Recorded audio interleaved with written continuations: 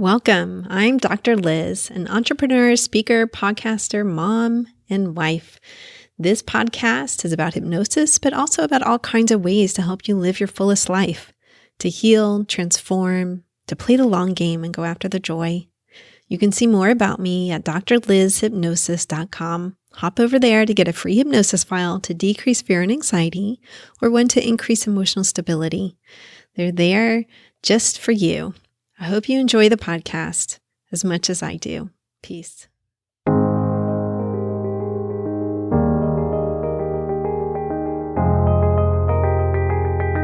Hi everyone, Dr. Liz here.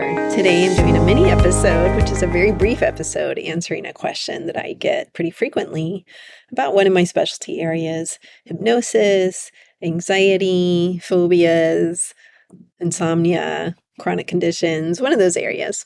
And today's question is, will I be completely unaware during hypnosis? Now, I love this one. I don't mind answering it anytime that I get it, because for someone who's never had hypnosis, how would you know?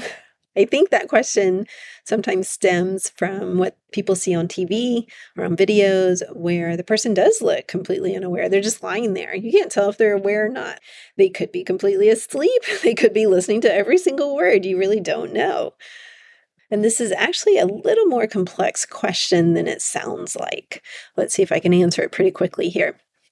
One, it depends on how skilled you are already at going into a meditative state, basically slowing your brain waves down.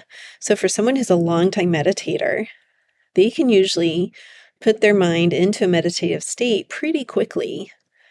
Even then, they may pay attention to every single word I say, because that then depends on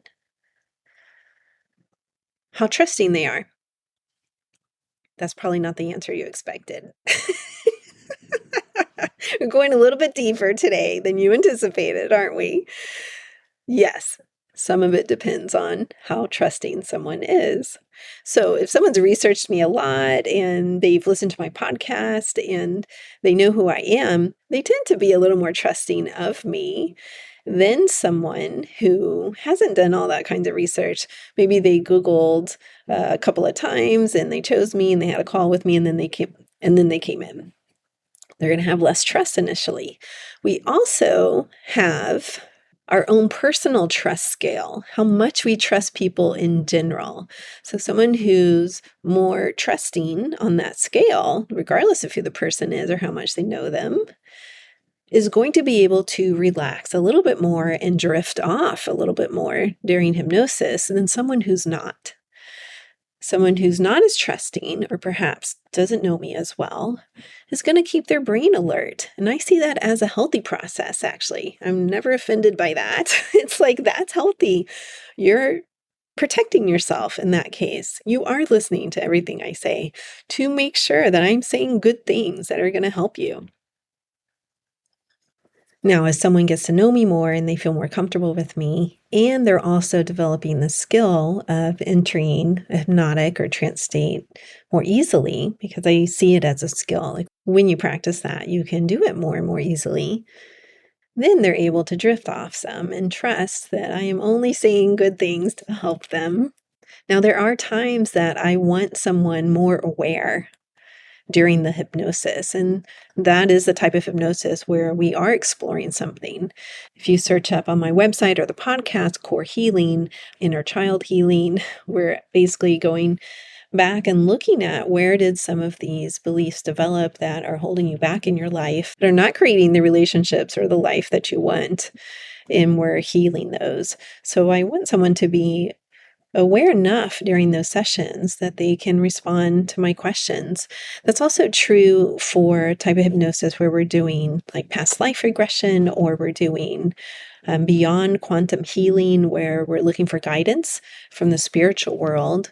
Now, someone can process that completely internally and not have to say a word to me. So I have some techniques that I use to be able to do that if they don't want to talk during the hypnosis. But typically I'm asking questions as we go, and they're responding to those questions. So I don't want them in a state so deep that they can't respond to those questions. Usually the question of will I be unaware during hypnosis is applying to the type of hypnosis where someone really is just listening to it. So I do that type too for all kinds of issues: confidence, habit change, weight loss, reducing anxiety, reducing insomnia, sleeping better. There's plenty of types that I do for that. I have a whole migraine protocol where we're reducing chronic tension headaches and migraines. Or there's a whole IBS protocol for irritable bowel syndrome, where the person is just simply listening to that and listening at home as well. Almost all of those I record. Stop smoking, that's another one. Or stop vaping. That's a really popular one these days, where I am working with the person in session, whether that's in person or through Zoom, because I see people all over the US and all over the world. And I'm recording that during the session because it's customized to you, and then sending you the recording to listen to later. So sometimes people experience that maybe during the session, they're not drifting off too much, but when they're listening to it by themselves at home in a safe place, they can relax enough to do that. Now, I will say I absolutely have a good percentage of people that completely drift off, even during that first session, where they're just feeling super relaxed and happy about the change to come, that they're getting help. So I absolutely have that situation as well. All right, people, I hope that you are happy and healthy and safe. Always feel free to reach out to me if you need help with something.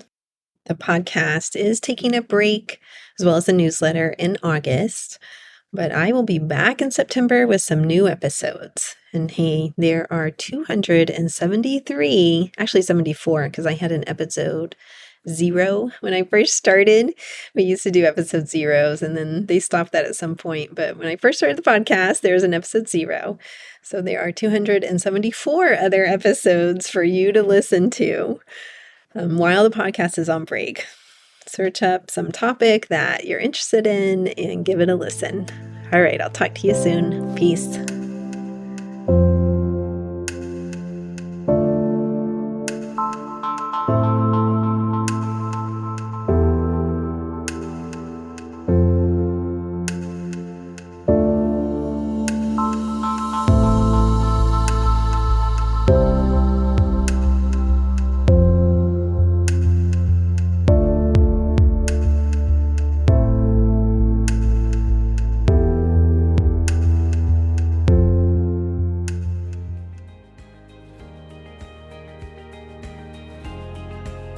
I hope you truly enjoyed today's episode. Remember that you can get free hypnosis downloads over at my website, drlizhypnosis.com, DRLIZ hypnosis.com. I work all over the world doing hypnosis.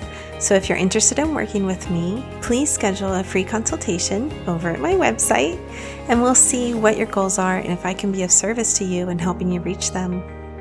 Finally, if you liked today's episode, please subscribe to the podcast or tell a friend. That way, more and more people learn about the power of hypnosis. All right, everyone, have a wonderful week. Peace. This podcast is not mental health treatment, nor should it replace mental health treatment. If you need therapy or hypnotherapy, please seek treatment from a trained professional.